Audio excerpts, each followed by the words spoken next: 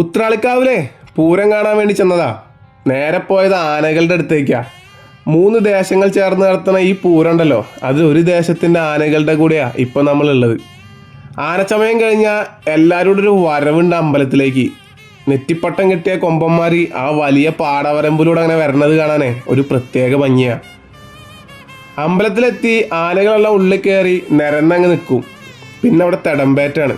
തിടമ്പ് വരെ കൊമ്പൻ്റെ മുന്നിൽ വെച്ച് പഞ്ചവാദ്യ മേളം തുടങ്ങും. മേളം എന്ന് പറഞ്ഞാൽ അതൊരു സംഭവമാണ്. പൂരത്തിന് വന്നിട്ട് മേളം കേട്ടില്ലെങ്കിൽ നിങ്ങൾ വന്നതിനൊരു അർത്ഥമില്ല എന്ന് വേണം പറയാൻ. മേളം കഴിഞ്ഞാൽ എവിടെയെങ്കിലുമൊക്കെ പോയിരുന്നിട്ട് എന്തെങ്കിലുമൊക്കെ കണ്ട് കഴിക്കും. അത് കഴിഞ്ഞ് വീണ്ടും അടുത്ത വരവിനായിട്ട് കാത്തിരിക്കും. വരുന്ന വരവിൻ്റെ ഒക്കെ കൂടെയും പേരുകെട്ട ഗജവീരന്മാരും മേളക്കാരും ഉണ്ടായിരിക്കും. അങ്ങനെ രാവിലെ തൊട്ട് രാത്രി വരെയും പരിപാടികൾ തന്നെയാണ്. എന്തായാലും ഇത്തവണത്തെ ഉത്രാളിക്കാവ് പൂരം ഞങ്ങൾ ചെന്നങ്ങോട്ട് പൊളിച്ച്. രാത്രിയിൽ വെടിക്കെട്ട് കാണാൻ നിന്നില്ലട്ടാ. തിരിച്ചെത്തിയിട്ട് വേറെ കുറച്ച് പരിപാടികളുണ്ടായിന്, അതങ്ങോട്ട് മിസ്സായി. അത് അടുത്ത കൊല്ലം പിടിക്കാനേ. അപ്പോൾ ശരി എന്നാ.